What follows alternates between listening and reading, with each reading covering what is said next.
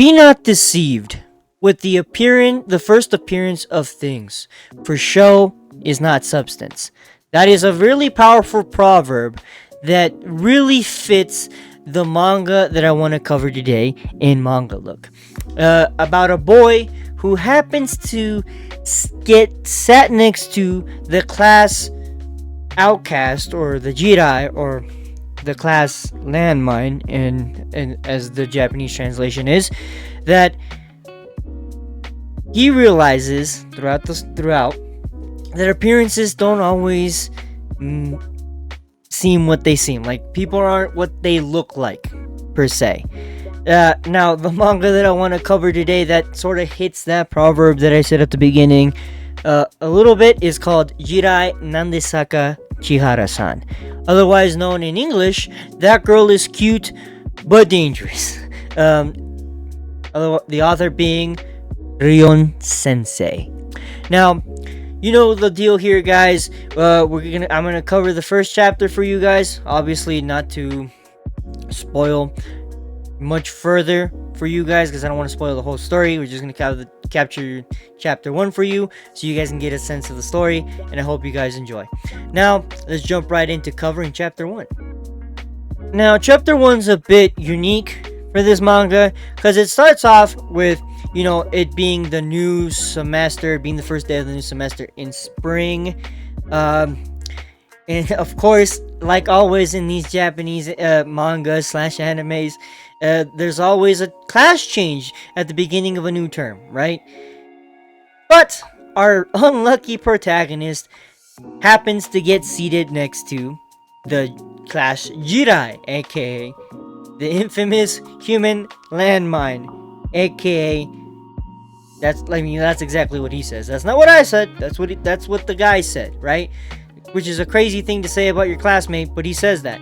Now, he goes on this tangent to explain that she's very beautiful. She has doll-like skin with stunning red lips, rosy-hued bags under her eyes. My guess is she doesn't sleep.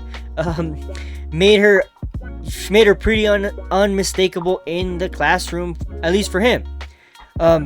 He then goes on to say she has a very sorrowful expression, which for some reason, like I mentioned at the beginning, gives off the appearance of a dangerous aura. Now, remember the proverb that I said at the beginning: appearances don't always dictate how the person actually acts, like as an individual or character-wise. So he then thinks to himself that he'd never interacted with her, and he's only learned about her through rumors. You know, that should be the first indicator that this dude does not know her well enough to be thinking these things about her. But he makes assumptions because of appearance, like a lot of like what happens to a lot of people in real life, and that kind of sucks. Remember, guys, don't always go in public and judge people based on how they look, more on their character. Though, don't get me wrong, how you present yourself has a huge impact on how people perceive you. So just keep that in mind. To him, he feels like that they're from different worlds, right? He's never interacted with a girl, so of course, Kuroki, our protagonist, is a virgin because he's never interacted with girls. He's pretty plain, and he has no sense of fashion. He's pretty much a middle of the pack type of dude, right? And he's reminiscing on how he was eavesdropping, and he heard people talking about the girl he was talking about at the beginning, Chihara-san, right? Saying that she's cute, but that's no way because of that, because people are talking about how she dresses, that she looks seriously crazy and could be a manipulative person, right? And then one of the girls there says, within the group that's talking, says, "Oh yeah, my friend said that too." And the other friend in the conversation says she is really as dangerous as she looks. See, just based on the dialogue within the first chapter, you can tell that these people do not know this girl at all. They've never talked to her or anything, and they're already prejudging her, right? So the protagonist is standing there thinking, okay, so she's popular, but is known for being really dangerous. And then he introduces that girl's full name as my Chihara, or like I mentioned before, Chihara-san. Apparently in this school, the topic comes up all the time about this girl, right?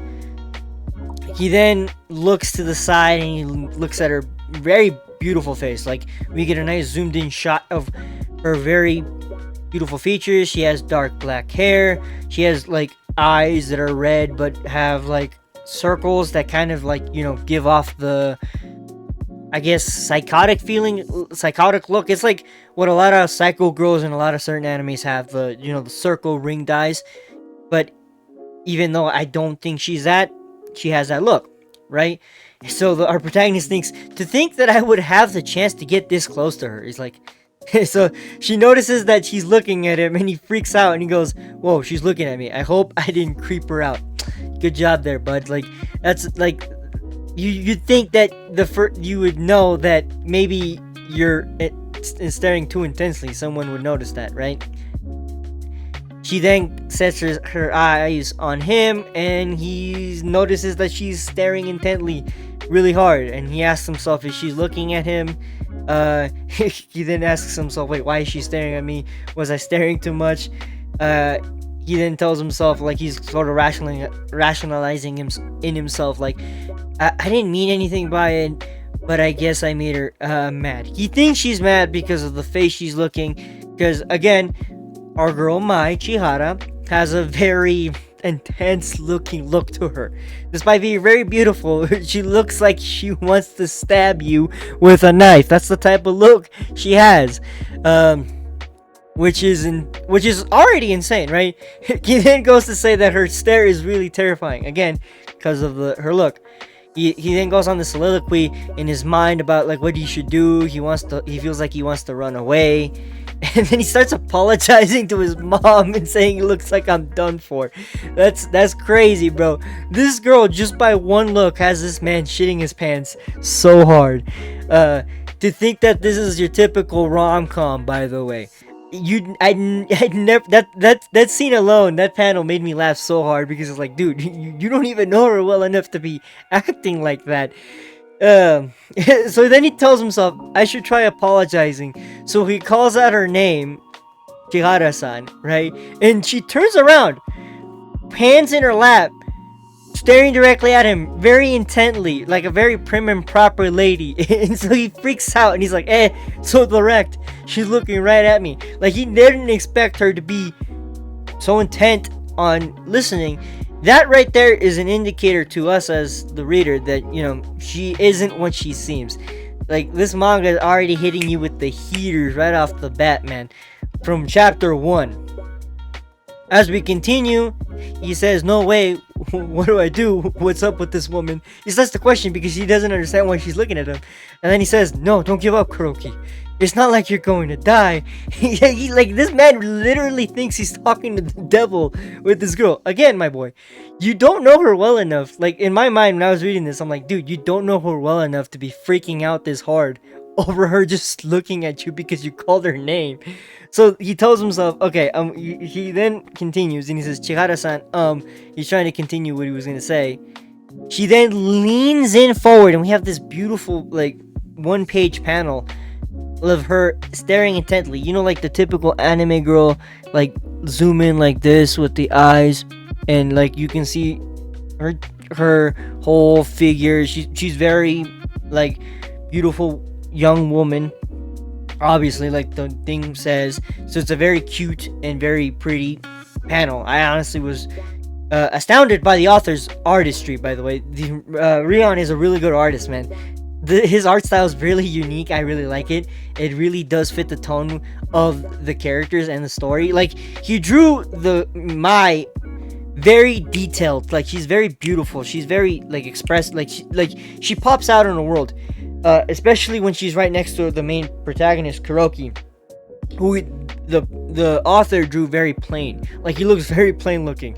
There's nothing very special about Kuroki upon looking at him while you're reading the first chapter. You know what I mean? And then he says, as he notices her chest. Of course he does. He's a high school boy. Every high school boy remembers, like, looking down when a girl would talk to him. Not that they're trying to be rude. Not that we're trying to be rude, ladies. It's just that when you're that young, that was like 6 to 7 years ago for me now. When I was in high school, you, especially as a freshman and a sophomore, you feel that your hormones are crazy, right? And so he says an irresistible force, and he tries to look away, and he says he looked down accidentally, and he just happened to see him. He freaks out because he saw her chest. Now, don't get me wrong, her chest is actually not very exposed. It's just like a little bit of the top within her school uniform. It's nothing risque. So, if for those wondering, like, is this very harem-y? No, or hentai or whatever you want to say, pervy or ecchi. It's not that. It's actually very tame for the panel. And then he starts to wander off. Kuroki's like, why am I in this situation? What does she want with me? She's like, is it a prank? Am I being made fun of? Is this some form of new bullying? He then goes back and remembers a conversation between the three people that I mentioned before about, like, if she catches you, you're dead or something. And then he says, could it be that I'm in danger of being trapped by her? Again, our boy does not know Maish, Chihara, all that well. This is all because of rumors he heard by other classmates who they themselves did not talk to her. So he's freaking out. It's honestly kind of funny and kind of endearing in a way, right? Because he's not trying to be rude. He wants to be very respectful, but he can't help but fall victim to rumors, which is something that a lot of people do even in real life. You know what I mean? We've all fallen victim to rumors like that. And then he says, isn't this bad? He starts freaking out. No, actually, is this what they mean by dangerous? He's like, I'm panicking. I really want a more extroverted person to come help me. Because our boy Kuroki is introverted. And so he's freaking out because he thinks that he did something wrong. Again, this is a huge part because Chihara's face is very intimidating. Again, reflected by the author's very beautifully well-drawn design of her. Like, she has a really, really detailed design, especially the eyes. Like, you could tell the author puts a lot of emphasis on those eyes, right? He then starts thinking to himself, what's the right way to act in this situation? She's been staring at me for a while now. Is she even blinking? And so he finally gains up the courage and he goes, Chihara-san, as we see a picture of her hands like this, trying to reach in. I'm guessing she was trying to grab him or something. And so before he gets to say, Chihara grabs him and pulls his ear in. Like, she grabs him from the chin like this and pulls him in, and she whispers in his ear, your textbook, let me see it. There you go, for ASMR for you guys. She pulls him in and says, your textbook, let me see it. Like, all of that just for that, bro. This dude was pissing his pants. He didn't even, but just remember, he hasn't even said what he wanted to say. He didn't even get to apologize. But she took the initiative and she asked for his textbook. And so, without even looking at her, he says, sure, but you're too close. Like, he finally gains courage and he says, here, but like, hey, I think you're a little too close for comfort, even for me, right? And so she sees she grabs the textbook, tells him thank you, and we then get his inner monologue again, Kuroki's, and he's like, my back is soaked. No, we shouldn't be that close. My Chihara, I wonder if she really is as dangerous as the rumors say. Brother, you just had an interaction with her. She's not that bad. She asked you for her textbook, but this guy was literally dripping wet. That's how much, like, these rumors freaked our boy out. Like, he's dripping wet. Back sweat. Like, that disgusting back sweat you get when you're stressed. Like, he had it all, bro. He then thinks, I still don't know anything about her, but is Chihara really dangerous? There you go, our boy is growing. Within chapter 1, he's already starting to question those rumors. As he turns around, and Chihara, with a very beautiful smile, gives him something, but gives him, I think, the textbook back or a book back, and says, this in return. The smile is really pretty, by the way. Despite how, like intense her eyes are when she smiles, and she has these moments of cuteness. she looks like a normal girl. She's not scary at all with whatever these rumors people have of her, right? And he says, thanks. And he realizes she gave him her Japanese history textbook, and he says, why? And so he then goes back to the teacher as she quickly goes back to, sitting down and paying attention to, like, it immediately just locks in to being stone cold. And he looks back and he listens to the teacher as the teacher says, today we're learning he's learning about trigonometric functions. You guys know about trigonometry. We all hated math, right? Yeah. So as he's listening to the lesson, he's like, it's like, how do I put this? She's actually kind of interesting. It seems that our girl, Mai Chihara, has made a very impactful impression on our boy Kuroki. But as Kuroki's daydreaming about wanting to get to know this beautiful girl more, the teacher asks him, hey, Kuroki, why don't you try solving the problem on page 15? And then he says, I don't know. Anything but the Edo shogunate. And the teacher's like, what? My boy, you were in math class. We're not talking about his Japanese history, bro. We're in math. Honestly, what a great way to end the first chapter. We then get like a little, how the authors at the end of every online release, or like they have these little, like picturesque panels, like this tiny square with like little cute stories. He then looks at Mai again, Chihara, and he realizes she's asleep, but she's still glaring, so you can't tell she's asleep. He looks at her face. He's like, oh, her sleeping face. It's sort of scary. Like, and that's how the whole manga goes, by the way. Our boy Kuroki and our girl Mai Chihara start to get closer and closer. They start to talk more.